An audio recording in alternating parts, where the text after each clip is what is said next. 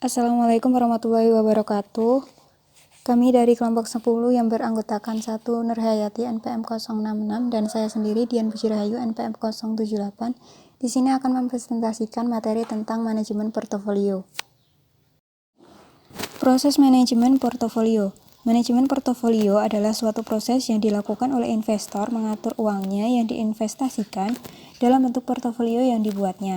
Manajemen portofolio dipandang sebagai suatu proses sistematik yang dinamis. Karena manajemen portofolio dipandang sebagai suatu proses, maka dapat diaplikasikan kepada setiap investor atau manajer investasi. Nah, proses manajemen portofolio oleh CFA ini dapat dilihat pada gambar 18.1 sebagai berikut. Nah, proses manajemen portofolio yang diusulkan oleh CFA dapat dibagi menjadi 3 bagian utama, yaitu yang pertama, perencanaan atau planning. Kemudian yang kedua, eksekusi atau execution, dan umpan balik atau feedback. Dari gambar tersebut ini, ketiga tahapan ini dapat diringkas sebagai berikut. Perencanaan yang pertama, melihat sasaran-sasaran, batasan-batasan, dan preferensi-preferensi yang ditentukan oleh investor. Yang kedua, menetapkan kebijakan-kebijakan dan strategi-strategi pembentukan portofolio. Yang ketiga, mempertimbangkan kondisi-kondisi eksternal seperti ekonomi, sosial, politikal, dan sektor atau industri. Yang keempat, menetapkan ekspektasi pasar modal. Kemudian yang kedua, eksekusi atau execution. Ini yang pertama, mengimplementasikan strategi ke dalam pelaksanaan taktis dalam bentuk alokasi aktiva taktis dan optimalisasi portofolio dalam wujud kombinasi return dan risiko terbaik yang memenuhi sasaran-sasaran investor. Yang kedua, pemilihan sekuritas. Kemudian yang terakhir, mengimplementasikan dan mengeksekusi portofolio. Kemudian umpan balik. Yang pertama, memonitoring portofolio dan merespon terhadap perubahan-perubahan input investor dan pasar. Yang kedua, menyeimbangkan rebalancing portofolio. Yang ketiga, mengevaluasi kinerja portofolio untuk meyakinkan sasaran-sasaran investor masih terpenuhi. Selanjutnya, perencanaan portofolio. Tahapan awal dari proses manajemen portofolio adalah perencanaan atau planning. Tahap perencanaan ini memfokuskan pada penentuan input-input yang diperlukan untuk membentuk portofolio. Nah, di sini ada 3 input yang digunakan untuk membentuk portofolio, yaitu yang pertama, return ekspektasian individual sekuritas atau input ini digunakan untuk membentuk return ekspektasian portofolio. Yang kedua, varian return individual sekuritas, dan yang ketiga, kovarian return individual sekuritas. Varian dan kovarian return individual sekuritas digunakan untuk membentuk varian return atau risiko portofolio. Faktor-faktor yang menentukan input-input ini berasal dari diri investor sendiri, sasaran-sasaran, hambatan-hambatan, dan preferensi-preferensi, dan dari pasar modal atau dengan mempertimbangkan keadaan ekonomi, sosial, politik, dan sektor yang relevan. Dari hasil perencanaan ini adalah kebijakan-kebijakan dan strategi-strategi portofolio serta ekspektasi pasar yang nantinya dibutuhkan dalam pembentukan portofolionya. Selanjutnya adalah sasaran-sasaran investasi investor. Proses manajemen portofolio dimulai dengan menentukan sasaran-sasaran investasi investor. Sasaran-sasaran investasi lebih difokuskan pada pencapaian kombinasi return dan risiko yang terbaik dari sudut pandang investor. Kombinasi ini menunjukkan tukaran antara return yang dituntut yang dapat diterima oleh investor dengan tingkat toleransi risiko yang harus dihadapi.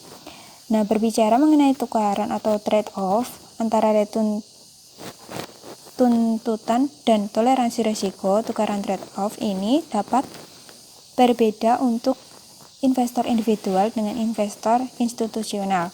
Terdapat perbedaan-perbedaan yang cukup signifikan antara investor individual dengan investor institusional. Nah, perbedaan-perbedaan tersebut akan mempengaruhi strategi portofolio mereka. Oleh karena itu, memahami perilaku kedua kelompok investor ini cukup penting dalam menentukan sasaran investasi kedua kelompok investor. Preferensi return dan risiko investor individual lebih ditentukan oleh tujuan dan batasan dari masing-masing pribadi investor, sedangkan untuk investor institusi, kebijakan portofolio mereka ditentukan dengan memperhitungkan tujuan yang hendak dicapai, toleransi risiko umum dari investor-investor yang diwakilinya, batasan dan aturan yang berlaku umum dan bersifat lebih panjang. Kemudian investor institusi dapat bermacam-macam seperti misalnya perusahaan reksadana, dana pensiun, dana sumbangan, perusahaan asuransi jiwa, perusahaan bukan asuransi jiwa, dan bank-bank. Perbedaan-perbedaan return yang dituntut dan toleransi risiko antara investor individual dengan bermacam-macam investor institusi dapat dilihat di tabel berikut di tabel 18.1. Di tabel 18.1 ini misalnya tipe investor individual untuk return yang dituntut ini tergantung dari siklus hidupnya, kemudian toleransi risiko ini tergantung dari siklus hidup, misalnya lebih mudah, lebih tinggi toleransi risikonya. Kemudian tipe investor reksadana, return yang dituntut itu variabel, kemudian toleransi risiko ini variabel juga. Kemudian tipe investor dana pensiun, return yang dituntut tingkat aktuarial diasumsikan. Kemudian toleransi risiko ini tergantung dari perkiraan pembayaran pensiun, dan seterusnya. Yang selanjutnya, preferensi risiko investor. Secara umum, tukaran atau trade-off return yang dituntut dan risiko yang harus dihadapi oleh investor adalah berhubungan positif, atau lebih tinggi return sama dengan lebih tinggi risiko, dan lebih rendah return sama dengan lebih rendah risiko. Pertanyaannya adalah tukaran mana yang biasanya dipilih oleh investor, apakah yang lebih tinggi return lebih tinggi risiko, atau lebih rendah return, lebih rendah risiko? Jawabannya adalah tergantung dari preferensi risiko investornya. Preferensi risiko investor individual akan sangat ditentukan oleh umur dan tingkat penghasilannya. Hidup manusia yang terbatas dan tingkat penghasilannya yang berbeda-beda akan mempengaruhi preferensi risiko investasi sepanjang siklus hidup mereka. Nah, berdasarkan siklus hidup investor, tukaran return risiko umumnya mengalami perubahan sebagai berikut ini. Yang pertama, accumulated phase atau fase akumulasi. Fase ini merupakan fase awal karir investor individual. Pada awal karirnya, investor individual umumnya masih sedikit memiliki kekayaan, namun masih mempunyai jangka waktunya yang panjang untuk mengumpulkannya. Kemudian yang kedua, consolidation phase atau fase konsolidasi. Fase ini merupakan fase pertengahan sampai akhir karir dari investor individual. Pada fase ini, ketika pendapatan yang diperoleh oleh investor sudah melebihi pengeluaran-pengeluaran yang harus dikeluarkannya untuk menanggung hidupnya, mereka mulai mengakumulasi atau membuat dan mengumpulkan portofolio investasinya.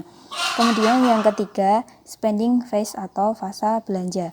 Fase ini merupakan fase akhir karir dan pensiun dari investor individual. Pada fase ini, biaya hidup investor sudah dapat ditutup dari investasi portofolio yang telah diakumulasi sebelumnya, bukannya dari pendapatan yang diterima yang sudah mulai menurun. Kemudian yang keempat, gifting phase atau fase memberi. Fase ini merupakan fase akhir dari umur hidup investor. Pada fase ini, tukaran return risiko investor berada di tingkat yang sama dengan tukaran return risiko di fase belanja. Dari preferensi risikonya, investor dapat juga dikelompokkan dalam kelompok investor penolak risiko, investor risiko netral, dan investor penerima risiko. Kelompok investor berdasarkan preferensi risikonya dapat juga dikelompokkan menjadi investor agresif, investor moderat, dan investor konservatif. Dapat dilihat di tabel 18.2, ini kelompok investor berdasarkan preferensi risikonya. Misalkan pada umur kelompok 1 ini muda, kelompok 2 setengah tua, kelompok 3 tua. Untuk kelompok karir, kelompok 1 ini awal karir, kelompok 2 pertengahan sampai akhir karir, kelompok yang 3 pensiun. Untuk siklus hidup, kelompok yang pertama accumulated phase atau fase akumulasi, yang kelompok kedua consolidation phase atau fase konsolidasi, kemudian yang ketiga spending phase atau fase belanja, dan gifting phase fase memberi. Untuk tukeran return risiko, kelompok yang pertama return lebih besar, risiko lebih besar, kemudian kelompok yang kedua tukaran return risiko pada tingkat moderat, kemudian kelompok yang ketiga return lebih rendah, risiko lebih rendah. Kemudian pada tingkat aversi, kelompok pertama investor penerima risiko, yang kelompok kedua investor risiko netral, kemudian yang kelompok ketiga investor penolak risiko. Kemudian kelompok keagresifan, yang kelompok pertama investor agresif, yang kelompok kedua investor moderat, kelompok yang ketiga investor konservatif.